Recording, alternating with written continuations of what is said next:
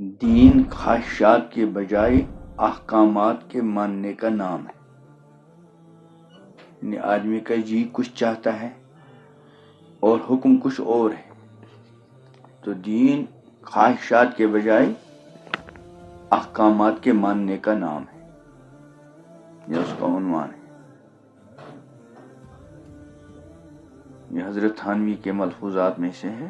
مفتی تقی صاحب نے اس کی وضاحت اور کی کہ اذان کے وقت ذکر موقوف کر دینا چاہیے.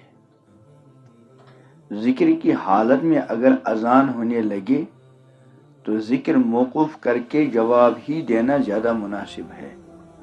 ذکر کی حالت میں اگر اذان ہونے لگے تو ذکر موقوف کر کے جواب ہی دینا زیادہ مناسب ہے. حالانکہ آدمی جب ذکر میں مشغول ہو تو ذکر کے بند کرنے کو جی نہیں چاہتا. خواہش کیا ہوتی ہے کہ ذکر ہی کرتا رہوں. فرمانے ذکر کو موقوف کر کے جواب دینا ہی مناسب ہے، اور اس کو مخل ذکر نہ سمجھا جائے گا، یعنی اس سے ذکر میں خلل پڑ گیا، ایسا نہیں. سنن کی برکت سے ذکر کا معدن منور ہوتا ہے اور اس سے ذکر میں زیادہ اعانت ہوتی ہے.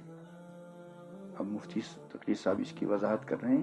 یعنی اگر انسان ذکر میں یا تلاوت میں مشغول ہو اور اس دوران اذان ہونے لگے تو اس وقت اس ذکر اور تلاوت کو موقوف کر کے اذان کا جواب دینا چاہیے، اور اذان کے جواب کو مخل ذکر نہ سمجھنا چاہیے. اس اذان کے جواب کی وجہ سے ہمارا ذکر رک گیا، ایسا نہیں سمجھنا چاہیے. کہ اس لیے کہ اتباع سنت کے لیے آپ ذکر سے رک گئے تو اس کے نتیجے میں ذکر کا معدن اسی سے منور ہو رہا ہے دل. اس لیے اذان کا جواب ذکر کے اندر مخل نہیں بلکہ ذکر کے اندر مزید معین ہے اور ذکر کو زیادہ پر نور بنانے والا ہے. کیونکہ جب اذان کے جواب دینے کے لیے رک گئے تو یہ اتباع سنت میں رکے، اور اتباع سنت میں جو نور ہے وہ اس ذکر کو بھی مزید منور کر دے گا. یعنی تقاضۂ وقت پر عمل کر دینے کا نام دین ہے، عمل کرنے کا نام دین ہے. اس کے ذریعے وہی بات سمجھ میں آتی ہے جو ہمارے حضرت ڈاکٹر عبدالحی صاحب رحمۃ اللہ علیہ فرمایا کرتے تھے کہ دیکھو تقاضۂ وقت پر عمل کرنے کا نام دین ہے. جس وقت جس کام کا تقاضا ہو اس وقت وہ کام کرے، اسی کا نام دین ہے.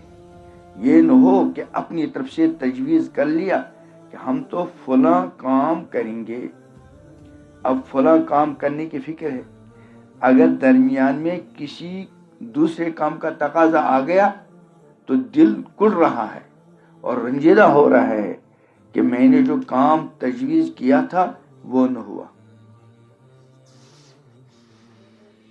یعنی ایک تو یہ ہے کہ انسان اپنا نظام الاوقات بنا دی، جیسے میں نے گزشتہ ہفتے کو کہا تھا. اس نے تلاوت کا وقت، ہم سے تلاوت کی پابندی کیوں نہیں ہوتی؟ اس لیے ہم کہتے ہیں جب موقع ملے گا تو تلاوت کریں گے، تو پابندی نہیں ہو پاتی. اس لیے نظام الاوقات متعین کرے کہ فلاں وقت فلاں کام کرنا ہے. لیکن اس کام کے دوران کوئی ایسی چیز آ گئی وقتی طور، اب آدمی کو چونکہ وہ عادت ہو گئی ہے اس لیے اس کے چھوڑنے کو جی نہیں چاہتا، لیکن اس وقت تقاضا کسی اور کا ہے. اسی کو فرما رہے ہیں اگر درمیان میں کسی دوسرے کام کا تقاضا آ گیا تو دل کڑ رہا ہے اور رنجیدہ ہو رہا ہے کہ میں نے جو کام تجویز کیا تھا وہ نہ ہوا. فرمایا یہ بڑے کام کی بات ہے، خاص طور پر ہم جیسے لوگ جو طالب علمی کا دعویٰ کرتے ہیں اور لکھنے پڑھنے میں مشغول رہتے ہیں، ان کے لیے خاص طور پر یہ بڑے کام کی بات ہے.